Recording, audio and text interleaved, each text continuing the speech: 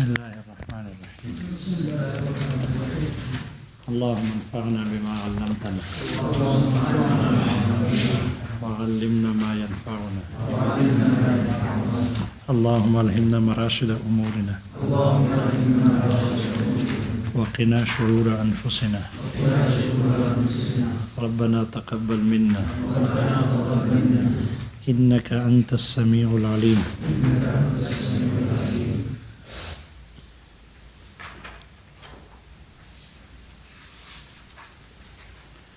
مصنف رحمہ اللہ سنت کے اقسام کے بیان سے فارغ ہوئے تو اس معارضے کے بحث کو شروع کیا کہ جو معارضہ اور تعارض کتاب اللہ اور سنت رسول کے درمیان میں مشترک ہے. علامہ فخر الاسلام کی اتباع کرتے ہوئے یہاں پر ذکر کیا، جبکہ شارح کہتے ہیں مناسب یہ تھا کہ ان کو عقلیات کے معارضے کے بحث میں ترجیح کے باب میں داخل کرتے، جیسے کہ صاحب توضیح نے کیا ہے، آخر میں ذکر کیا ہے قیاس کے باب میں، تو ان کو بھی وہاں ذکر کرنا چاہیے تھا. فقال فرمایا فصل وقد يقع التعارض بين الحجج فيما بيننا لجهلنا بالناسخ والمنسوخ. مصنف رحم اللہ فرما رہے ہیں کہ کبھی کبھی حجتوں کے درمیان، حجج شرعیہ کے درمیان میں تعارض واقع ہوتا ہے ہماری طرف نسبت کرتے ہوئے، اس لیے کہ ہم ناسخ اور منسوخ سے چونکہ ناواقف ہے، ہمیں تاریخ معلوم نہیں کون سی آیت پہلے نازل ہوئی کون سی آیت بعد میں نازل ہوئی، آپ علیہ الصلوۃ والسلام کا فرمان پہلا کون سا ہے اور بعد میں کون سا ہے. چونکہ تاریخ سے ناواقفی ہے، جہالت ہے، اس وجہ سے ہماری طرف نسبت کرتے ہوئے ہمیں ان میں تعارض نظر آتا ہے، جبکہ حقیقت میں تو کتاب اللہ میں کوئی تعارض نہیں ہے، حقیقی تعارض نہیں. اس لیے کہ کتاب اللہ میں تعارض، آیاتوں کے درمیان میں تعارض کیسے ہوتا ہے؟ اللہ تعالیٰ کی کلام میں کیسے تعارض ہو سکتا ہے؟ تعارض کا قائم ہونا کسی بھی شے میں یہ تو ان کے عجز کی علامت ہوتی ہے کہ یہ کسی بھی شے پر متناقض ادلہ قائم کرنا یہ عاجز ہونے کی علامت ہے.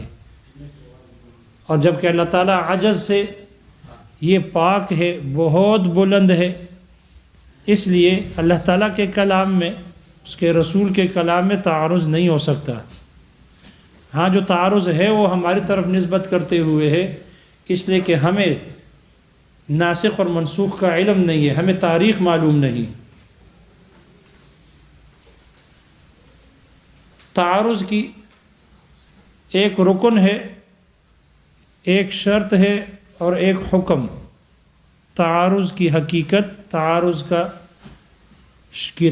کی شرط اور تعارض کا حکم. مصنف کہتے ہیں کہ رکن معارضے کا رکن ہے تقابل الحجتین علی السواء لا مزیت لأحدہما علی الآخر. دو ایسی حجتوں کا جو برابر سرابر ہو، ایسی دو برابر سرابر حجتوں کا ایک دوسرے کے مقابل ہونا، اس طور پر کہ ان میں سے ایک کے لیے بھی دوسرے پر کوئی فوقیت، کوئی برتری نہ ہو. فی حکمین متضادین، دو متضاد حکموں میں ہو. مصنف نے کہا رکن المعارضہ، معارضے کا رکن ہے. رکن سے مراد یہاں رکن کا اطلاق تین چیزوں پر ہوتا ہے. ایک وہ ہوتا ہے کہ کسی شے کا رکن وہ ہوتا ہے ما یقوم بہ الشیء، جس کی وجہ سے وہ شے قائم ہو، جس پر اس شے کا، کسی بھی شے کا دار و مدار ہو، وہ اس شے کا رکن کہلاتا ہے. رکن کا دوسرا معنی ہے جز، اور رکن کا تیسرا معنی ہے حقیقت اور ماہیت. یہاں پر جو رکن ہے اس سے مراد یہی حقیقت اور ماہیت ہے کہ معارضہ اور تعارض کی حقیقت یہ ہے کہ دو ایسے قوتوں کا، حجتوں کا مقابل ہونا کہ جو دو حجتیں برابر سرابر ہو، ایک دوسرے کے معارض ہو، ایسے ہو کہ ان میں سے کسی ایک کو بھی دوسرے پر کوئی برتری، کوئی فوقیت نہ ہو، نہ ذات میں نہ صفات میں۔ اگر دو ایسی قوتیں ہوں گی تو ان میں تعارض کہلائے گا کہ یہ ان میں تعارض ہے۔ لیکن اگر دو حجتوں میں سے ایک حجت ذات کے اعتبار سے ہو یا صفات کے اعتبار سے دونوں مساوی نہ ہو، بلکہ ان میں فرق ہو، برابر اگر نہ ہو، تو ان کو تعارض نہیں کہتے، ان کو مقابلہ نہیں کہتے۔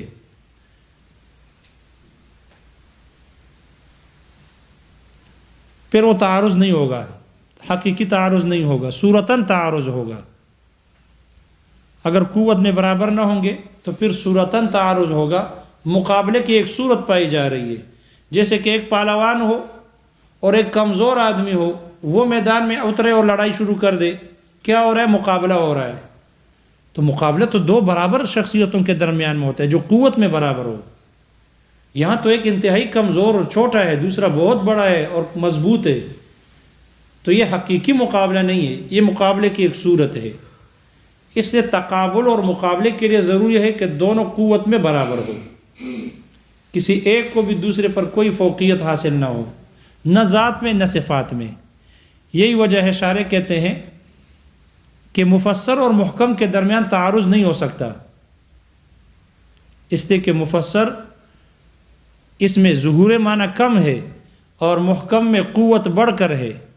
ظہور معنی دونوں میں برابر ہے لیکن مفسر میں قوت کم درجے کی ہے جبکہ محکم میں قوت بڑھ کر ہے،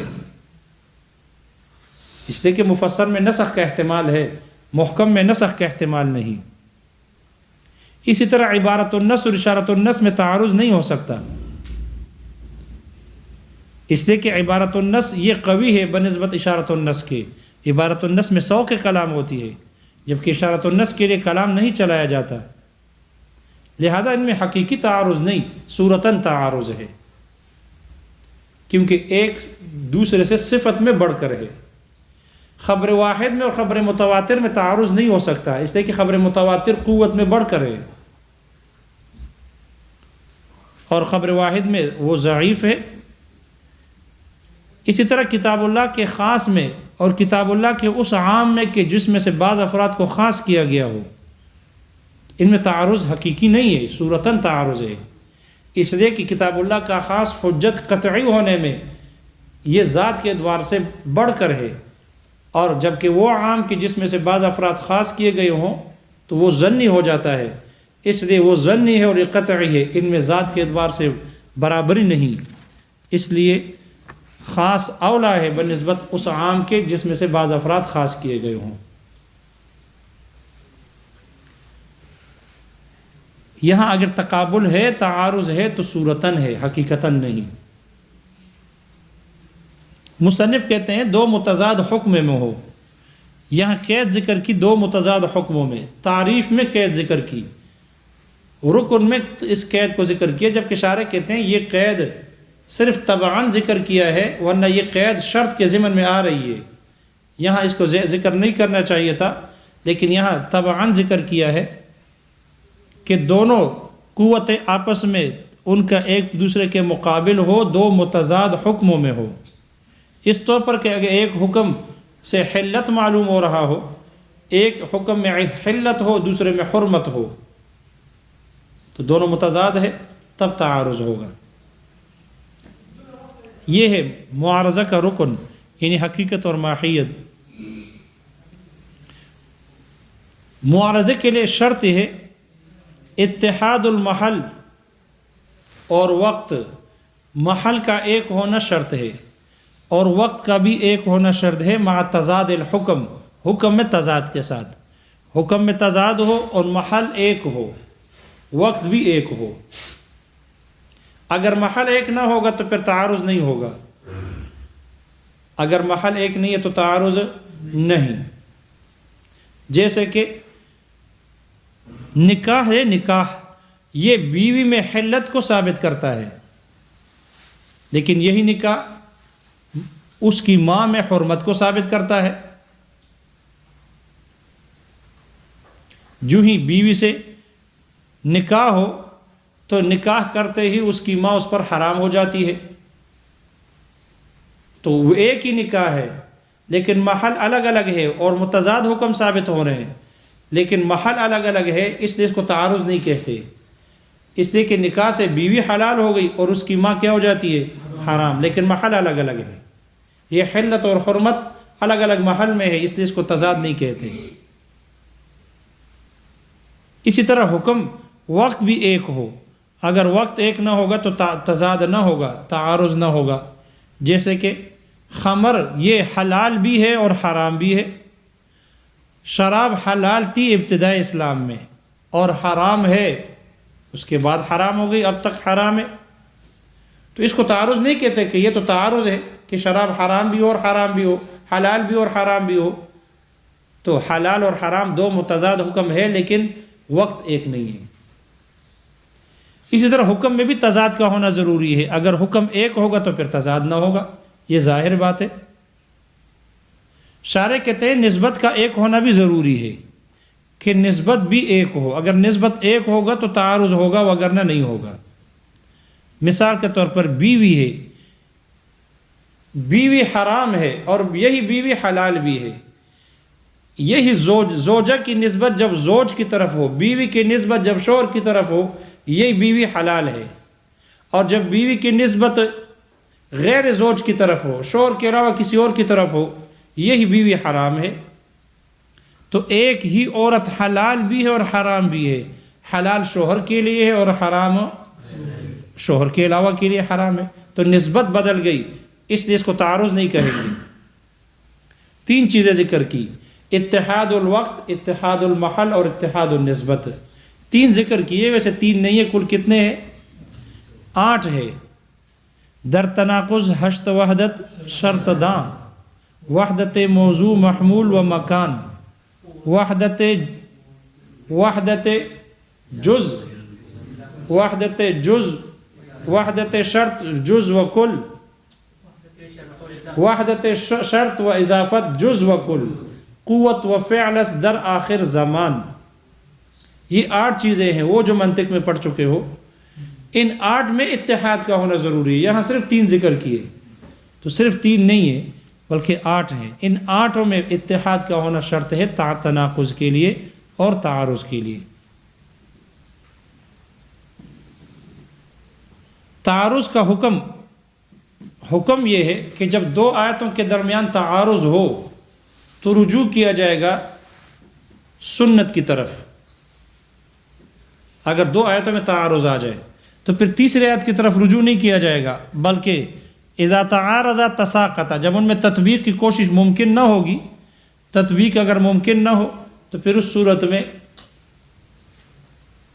تعارض ہو 2 آیتوں کے درمیان میں، رجوع کیا جائے گا سنت کی طرف، تیسری آیت کی طرف رجوع نہیں کیا جائے گا، یعنی نیچے ماتحت والی دلیل کی طرف رجوع کیا جائے گا، اس کے مساوی آیت کی طرف رجوع نہیں ہوگا، اس لیے کہ تیسری آیت کی طرف اگر رجوع کیا جائے گا تو پھر اس صورت میں ترجیح بکثرت ادلہ لازم آئے گا، اور ترجیح بکثرت ادلہ یہ جائز نہیں ہے عامۃ الفقہاء کے نزدیک، جبکہ بعض فقہاء نے ترجیح بکثرت ادلہ کے جواز کے قائل ہے۔ آگے مسائل الماء میں آ جائے گا، امام محمد رحمہ اللہ نے مسائل الماء میں ترجیح بکثرت ادلہ کے قائل ہے،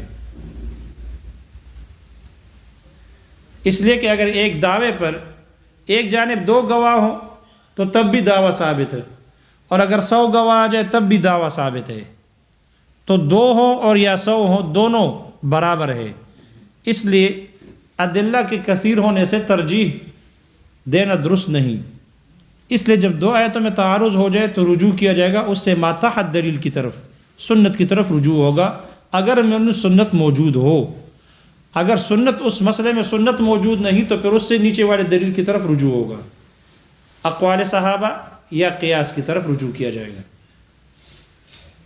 اس کے تعارض کی مثال ذکر کی ہے، جیسے کہ اللہ تعالیٰ کا فرمان ہے فَقْرَؤُوا مَا تَيَسَّرَ مِنَ الْقُرْآنِ، قرآن میں سے جو آسان ہو وہ پڑھ لو۔ یہ آیت اپنے عموم کی اعتبار سے فَقْرَؤُوا پڑھو جمع کا صیغہ ہے، والامر للوجوب امر کا صیغہ ہے، سب کے لیے پڑھنے کا حکم ہے، امام ہو، مقتدی ہو، انفرادی ہو، سب کے لیے پڑھنے کا حکم ہے کہ سب پڑھے۔ تو یہ آیت اپنی عموم کی وجہ سے مقتدی پر بھی قرأت کو واجب کر رہی ہے، امام پر پڑھنا تو ویسے ہی ہے، انفرادی کے لیے پڑھنا بھی ضروری ہے، لیکن اس آیت کے عموم کا تقاضا یہ ہے کہ مقتدی پر بھی پڑھنا، قرأت کرنا واجب ہے، فرض ہے۔ جبکہ دوسری جگہ اللہ تعالیٰ کا فرمان ہے وَإِذَا قُرِئَ الْقُرْآنُ فَاسْتَمِعُوا لَهُ وَأَنصِتُوا لَعَلَّكُمْ تُرْحَمُونَ، جب قرآن پڑھا جا رہا ہو تو اس کو خاموش رہو اور اس کو غور سے سنو اور خاموش رہو۔ یہ آیت اور پہلی والے آیت میں یہ آیت خاص طور پر مقتدی پر قرأت کو روک رہی ہے۔ پہلی آیت کے عموم کا تقاضا ہے کہ مقتدی پر بھی قرأت واجب ہو، فرض ہو، اور اس آیت کے خصوص کا تقاضا یہ ہے کہ مقتدی پر قرأت نہیں ہے، اس لیے کہ جب امام قرأت کر رہا ہے تو پھر خاموشی ہے، اس کو سننا ہے، لہذا ان میں تعارض آ گیا، تعارض آ گیا مقتدی کے حق میں، عموم کے حق میں نہیں، مقتدی کے حق میں تعارض آ گیا، اور اذا تعارض تساقط، اس لیے دونوں آیتیں ساقط ہو جائیں گی، رجوع کیا جائے گا اس کے ماتحت دلیل کی طرف، اور وہ سنت کی طرف رجوع کیا جائے گا۔ سنت کی طرف جب رجوع کیا گیا تو سنت میں آپ علیہ الصلوۃ والسلام کا فرمان ہے من کان لہ امام فقراءۃ الامام قراءۃ لہ، جس کا امام ہو تو امام کی قرأت اسی کی قرأت ہے، لہذا اس سے معلوم ہوا کہ مقتدی پر قرأت نہیں ہے۔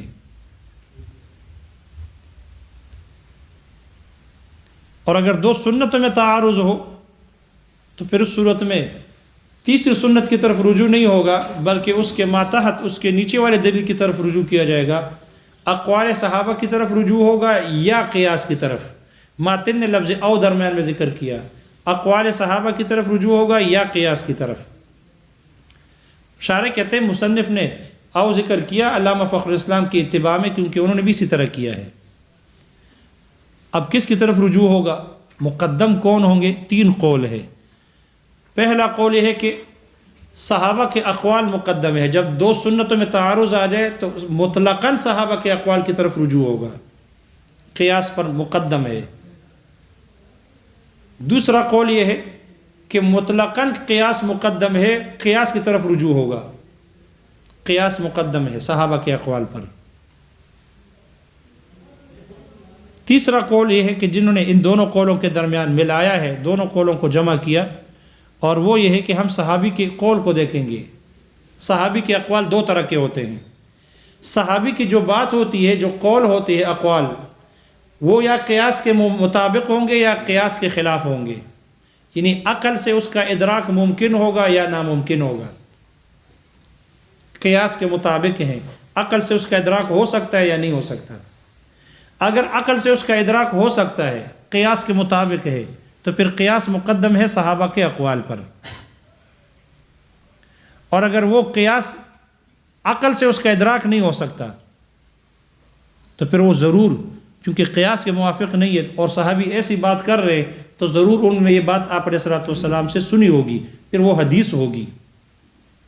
اس لیے اگر صحابی کا ایسا قول ہے کہ جو عقل میں نہیں آتا، خلاف قیاس ہے، تو پھر اس صورت میں صحابی کا قول مقدم ہے، اقوال مقدم ہے قیاس پر۔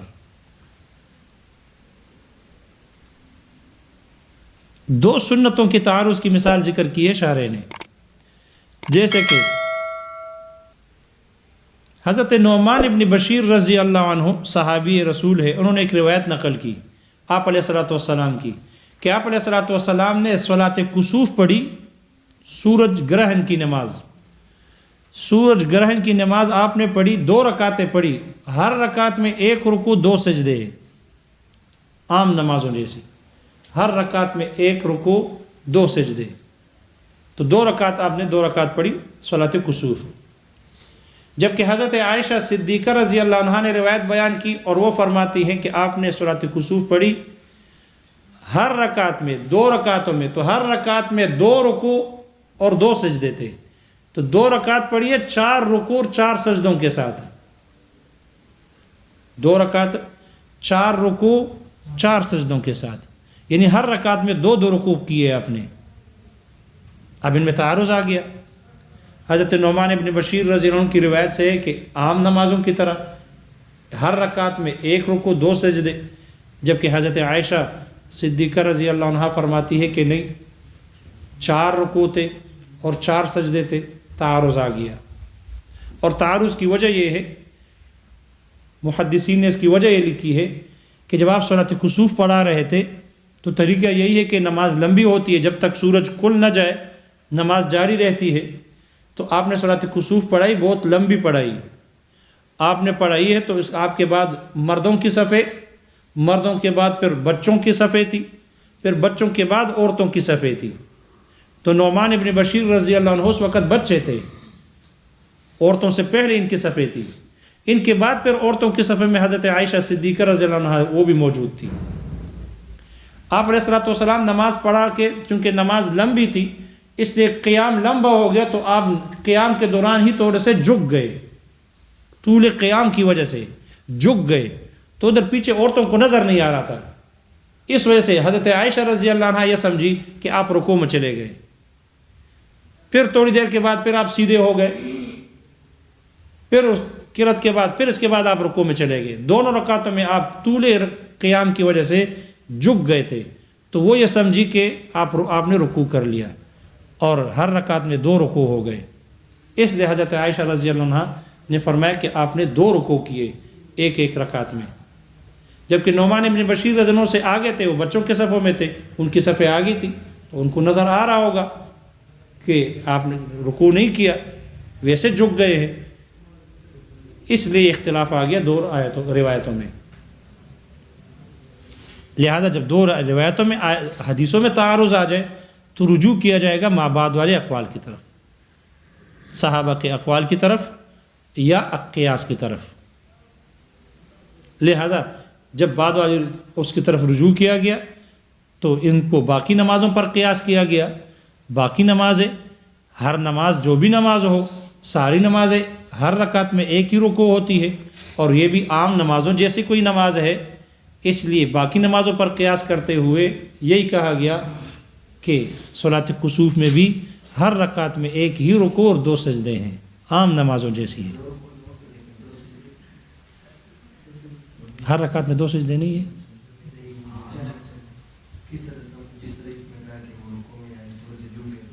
رکوع میں جھک گئے، رکوع نہیں، قیام سے جھک گئے، رکوع نہیں تھی. قیام کرتے کرتے جھک گئے پھر سیدھے ہو گئے، تو رکوع تو نہیں ہوا. رکوع کے لیے تو باقاعدہ تکبیر ہے، پھر نیچے جھک گئے، رکوع کی تسبیحات ہے. رکوع کے لیے جھکنا زیادہ ہوتا ہے، اور یہ رکوع کی طرح اتنے جھکے نہیں تھے.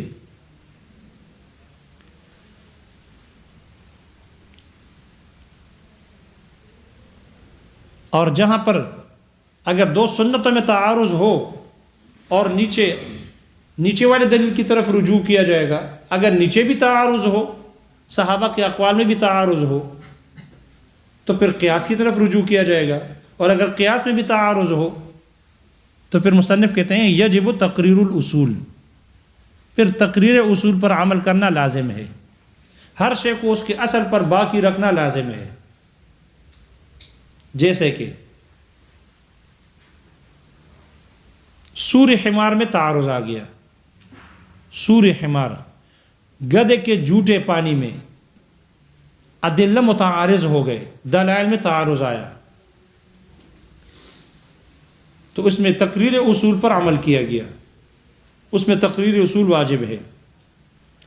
گدھے کے گوشت کے بارے میں آپ علیہ الصلوۃ والسلام سے 2 قسم کی روایتیں ہیں، حدیث میں تعارض ہے. حضرت جابر رضی اللہ عنہ کی روایت ہے. حضرت جابر رضی اللہ عنہ فرماتے ہیں کہ آپ علیہ الصلوۃ والسلام نے نہا عن لحوم الحمر الاہلیتی، آپ نے گھریلو گدھوں کے گوشت سے منع کیا. جو گدھے پالتو ہیں، گھروں میں پالے جاتے ہیں، آپ نے ان کے گوشت سے منع کیا خیبر کے دن میں. اور جن ہانڈیوں میں، دیگچیوں میں اس کے گوشت کو پکایا گیا تھا، آپ نے ان دیگچیوں کو اور ہانڈیوں کو بھی پھینکنے کا حکم دیا. تو حرمت کا حکم، اس سے معلوم حرام ہے. گدے کا گوشت حرام ہے۔ دوسری روایت ہے حضرت غالب ابن فہر رضی اللہ عنہ، وہ بیان کرتے ہیں کہ انہوں نے آپ علیہ الصلوۃ والسلام سے یہ کہا کہ لم یبق من مالی الا حمیرات، میرے مال میں سے سوائے چند گدیوں کے اور کچھ باقی نہ رہا، میرا مال سارا ختم ہو گیا، سوائے چند گدیاں رہ گئی ہے۔ تو آپ نے فرمایا فقل، آپ نے فرمایا فقال کل من سمین مالک، تم اپنے فربا مال میں سے کھاؤ، مال ہے اور مال بھی فربا ہے، فربا مال میں سے کھاؤ۔ آپ نے اس روایت سے معلوم ہوا اس میں آپ نے گدھے کے گوشت کو مباح قرار دیا، تو تعارض آ گئے، دونوں روایتوں میں تعارض آ گیا۔ اور جب ان کے گوشت میں تعارض آ گیا تو لعاب سور پیدا ہوتا ہے لعاب کے پانی کے ساتھ مل جانے سے، اور لعاب متولد ہوتا ہے لحم سے۔ جب لحم میں تعارض آ گیا، ایک سے حلال ہونا معلوم ہو رہا ہے تو اس کا تقاضا یہ ہے کہ پھر اس کا جوٹا پاک ہو، دوسرے سے حرام ہونا معلوم ہوا، اس کا تقاضا یہ ہے کہ اس کا جوٹا بھی کیا ہو، جب گوشت ناپاک ہے تو جوٹا بھی ناپاک ہو، تعارض آ گیا۔ حضرت جابر رضی اللہ عنہ فرماتے ہیں کہ آپ علیہ الصلوۃ والسلام سے پوچھا گیا انتوضأ بماء هو فضالۃ الحمر، کیا ہم گدوں کے باقی ماندہ پانی سے، جھوٹے پانی سے ہم وضو کر سکتے ہیں؟ آپ نے فرمایا نعم کر سکتے ہیں، معلوم ہو جھوٹا پاک ہے۔ حضرت انس رضی اللہ عنہ کی روایت ہے کہ آپ علیہ الصلوۃ والسلام نے نہا عن الحمر الاہلیۃ، آپ نے گھریلو گدوں سے منع کیا ہے، وقال، اور آپ نے فرمایا انہا رجس، یہ پلیت ہے، یہ پلیت ہے۔ تو یہ روایت دلالت کرتی ہے اس بات پر کہ اس کا جوٹا نجس ہے، اس لیے کہ جب گوشت سے منع کیا ہے تو پھر اس کا جوٹا بھی نجس ہے، پلیت ہے۔ تو سنتوں میں تعارض، گوشت میں بھی تعارض آ گیا اور اس کے جوٹے میں بھی تعارض آ گیا، سنت میں، روایتوں میں تعارض۔ صحابہ کے اقوال کی طرف رجوع کیا گیا تو صحابہ کے اقوال میں بھی تعارض ہے، شارح نے ذکر نہیں کیا صحابہ کے اقوال کو، لیکن محشی نے نقل کر دیے۔ عبداللہ ابن عمر رضی اللہ عنہما وہ گدھے کے جوٹے سے وضو کرنے کو ناپسند کرتے تھے، مکروہ سمجھتے تھے، اور فرماتے انہ رجس، یہ پلیت ہے، ناپاک ہے۔ جبکہ عبداللہ ابن عباس رضی اللہ عنہما وہ فرماتے تھے ان نسورہ طاہر لا بأس بالتوضؤ بہ منہ، اس سے وضو کرنے میں کوئی حرج نہیں ہے، اس کا جوٹا پاک ہے۔ تو صحابہ کے اقوال میں بھی تعارض۔ اس کے نیچے دلیل قیاس ہے، قیاس میں بھی تعارض ہے،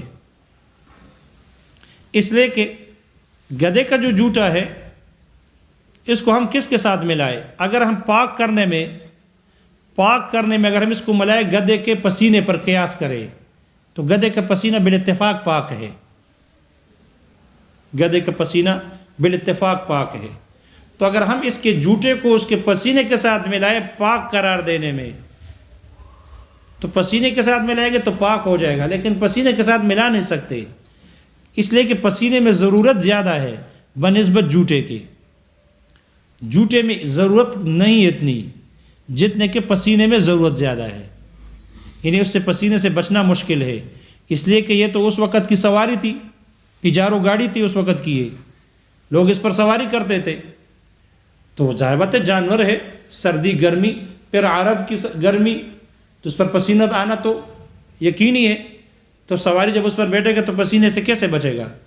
جبکہ ایک عام سواریوں میں سے یہ شمار تھا۔ گھوڑا تو آج کل وہی جو بڑی گاڑی میں گھومتے ہیں، اس وقت گھوڑے والے کا یہ حال تھا، مالدار تصور ہوتا، اس سے زیادہ مالدار اونٹ والے ہوتے، اس سے زیادہ مالدار جو سب سے زیادہ، جس کو بادشاہ اور شہنشاہ کہتے ہیں، پھر وہ ان کی سواری ہاتھیوں والی ہوتی، لہذا یہ عام سواریوں میں اس کا شمار تھا، یہ خچر عام سواریوں میں شمار تھے، اس لیے اس وقت کی پجارو گاڑی تھی، تو اس کے پسینے سے کیسے بچا جائے؟ پسینے سے بچنا مشکل، تو پسینے میں ضرورت زیادہ ہے، جبکہ جھوٹے میں ضرورت اتنی ہے نہیں. اس لیے اگر ہم پاک قرار دینے میں اس کو پسینے پر قیاس کریں گے تو پھر قیاس کرنا درست نہیں ہے، اس لیے کہ ایک میں ضرورت کم ہے دوسرے میں ضرورت زیادہ ہے، اس لیے اس پر قیاس کر نہیں سکتے.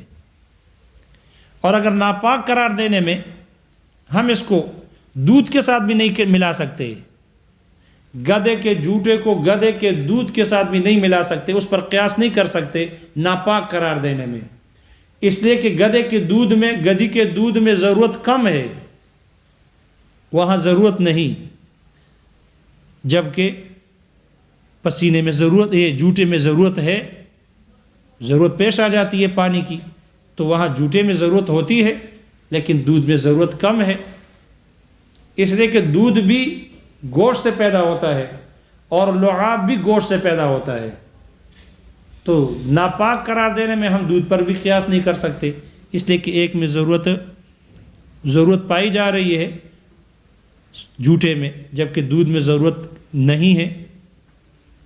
اسی طرح ناپاک قرار دینے میں ہم اس کو شارع کہتے ہیں کہ کتے کے ساتھ بھی نہیں ملا سکتے، کتے کے جھوٹے پر بھی قیاس نہیں کر سکتے تاکہ نجس ہو اور ناپاک ہو، اس لیے کہ کتے میں ضرورت، گدھے میں ضرورت ہے لیکن کتے میں ضرورت نہیں، اس لیے کہ گدھے کو سواری کے طور پر استعمال کرنے کی ضرورت، گھروں میں رکھتے تھے، استعمال کرتے تھے، گھروں میں باندھتے تھے اس کو، جبکہ کتے کے لیے رکھنا ہی جائز نہیں ہے، کتے کا استعمال کرنا ہی جائز نہیں ہے، پالنا ہی جائز نہیں ہے، الا کہ جو مستثنا ہو. تو گدھے میں ضرورت زیادہ ہے اور کتے میں ضرورت نہیں، اس لیے ہم اس کے نجس قرار دینے میں ہم اس کو کتے کے جھوٹے کے ساتھ بھی نہیں ملا سکتے، اس پر قیاس نہیں کر سکتے. اسی طرح اس کے جھوٹے کو ہم بلی کے جھوٹے پر بھی قیاس نہیں کر سکتے پاک قرار دینے میں، تاکہ یہ پاک ہو، تو بلی کے جھوٹے پر بھی قیاس نہیں کر سکتے، اس لیے کہ بلی کے جھوٹے کو پاک قرار دینا، بلی کے جھوٹے میں ضرورت ہے، اس سے بچنا مشکل ہے، جبکہ گدھے سے بچنا مشکل نہیں، اس میں ضرورت اتنی نہیں. اس لیے جس کے ساتھ بھی ملائے تو تعارض لازم آ رہا ہے، کیونکہ قیاس درست نہیں بن رہا. لہذا جب گدھے کے جھوٹے میں مکمل طور پر تعارض ہے، سنت رسول میں، روایتوں میں بھی تعارض ہے، اقوال صحابہ میں بھی تعارض ہے، قیاسوں میں بھی تعارض لازم آ رہا ہے، تو شارع کہتے ہیں پھر تقریر اصول واجب ہے. تقریر اصول یہ کہ ہر شے کو اس کے اصل پر چھوڑا جائے، باقی رکھا جائے، جس کو کہتے ہیں حالت موجودہ کو حالت سابقہ پر قیاس کرنا، ابقاء ما کان علی ما کان، جس کو استصحاب حال کہتے ہیں. آدمی کو اپنے حالت پر چھوڑ دیں گے اور پانی کو بھی اپنی طبیعت اور حال پر چھوڑ دیں گے. پانی اپنے اصل کے اعتبار سے پاک ہے ناپاک ہے؟ پانی اپنے اصل کے اعتبار سے پاک ہے، لہذا پانی اپنے گدھا 1000 مرتبہ منہ مارنے سے پانی ناپاک نہیں ہوگا، پانی کو اپنے اصل پر باقی رکھ دیں گے، منہ مارنے کے باوجود بھی پانی کو پاک سمجھا جائے گا. اور آدمی کی اصل کیا ہے؟ باوضو ہونا، بے وضو ہونا.